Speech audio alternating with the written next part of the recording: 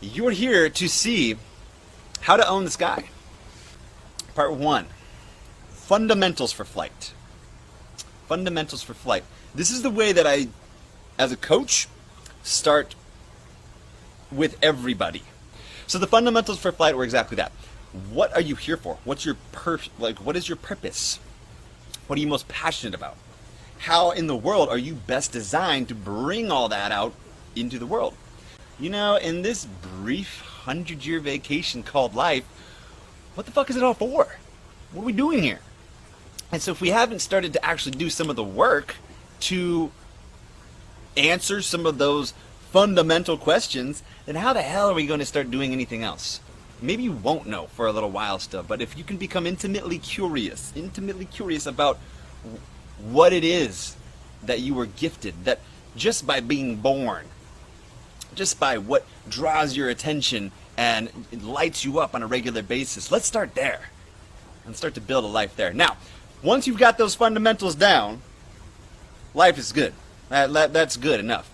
But I hope that maybe even just after watching this, you'll want to inquire a little bit further. What can I use this human body to bring more of out in the world? The highest form of action is service. Maybe you'd be better served to throw in a hike, getting out into nature.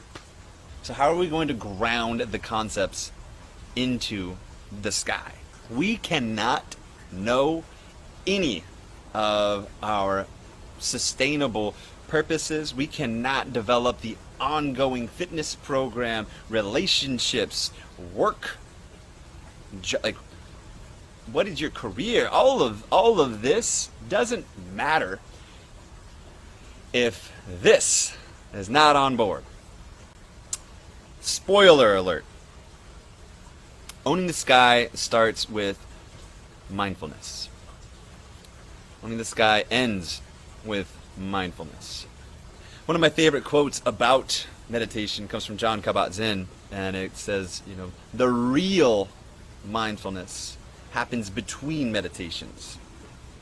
The real mindfulness happens between meditations, because how we get to show up for life on a regular basis and say, that is me, that's me living with intention. Here's what owning the sky looks like. Because without it, you're not going to be able to do anything. Like purpose, you're not going to sit down and actually do any of the work behind developing, discovering, uncovering, getting roadblocks out of the way to dial in your purpose. It needs mindfulness. Like, you need to be on your team. You can't be a bunch of gangsters up here talking shit. I mean, cheerleaders and coaches only. People saying, you fucking got this. Formal mindfulness, meditation. Think monk on a mountaintop. Okay? This is where we are actually sitting to deliberately do nothing. Okay? If you are new to mindfulness practice and meditations, I suggest making it enjoyable. Start with music. Come into a jungle. Go find a place where you can actually thrive and be like, I'm at peace. I do enjoy this. I can do nothing to this. Hell yeah. So make your own choices. It starts by witnessing, just being the witness, okay? Informal practice. This is when we are doing life. This can be like the arrow prayers, the quick meditations, I'm just going to zone out and listen to the song. This can be being in the flow. Informal mindfulness is surfing for me. It's playing my instrument. Now, on the flip side, do you know that person that it's just fuck, it is such a joy to be around. I feel better just by being around that person. What is the difference? Their nervous system is at peace, and therefore they permeate peace. Be a person that permeates peace. Now, once we have those developed, formal and informal practice, we can chat about that more if you want to, but really I'd suggest just commit. Do a 21 or a 40 day. I'm doing it every day. Okay? Recruit help. Have a coach, have a friend, have a spotter. Hey, you do it today? Yeah, I meditated today. Great. Awesome. And if you're the religious type, and you like to meditate, and it's prayer, go pray every day. Whatever. I like to think of the difference as one is outbound and one is inbound. I pray too. Pray all the time. That's outbound. When I'm sitting, it's inbound. What do I have to learn? How can I quiet the mind enough so I can listen what's real?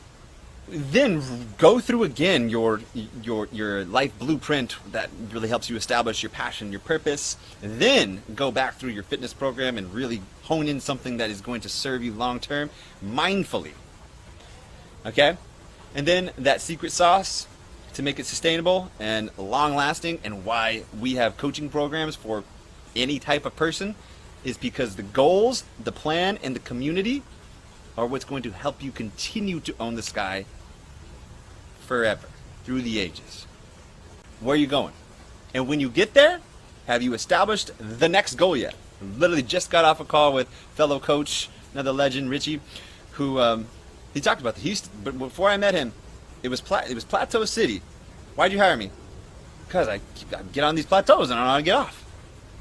And it was like, dude, you weren't dreaming big enough.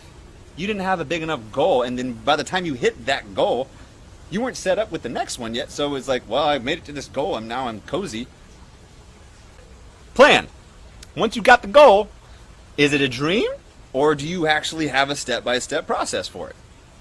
I run a program called the Living Legends program, because if you wait till you're dead to become a legend, then damn. But it's got to start with a goal. And I say make that the macro goal first. Purpose, and then goals, and then plan. Okay? Now, if you have that plan, who's going to hold you accountable? You? We're here for you. Okay? So, that about wraps up how to use your wings. If you guys got any questions, drop them in the comments or hit me up in a DM. I'll get to them after. All right, y'all.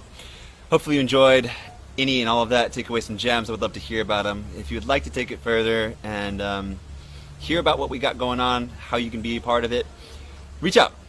Reach out. Seriously, we give as much as we can away for free, and yeah, we're here for you. So holler at us anytime, and until then, happy Aloha Friday. Enjoy your weekend, and be legendary.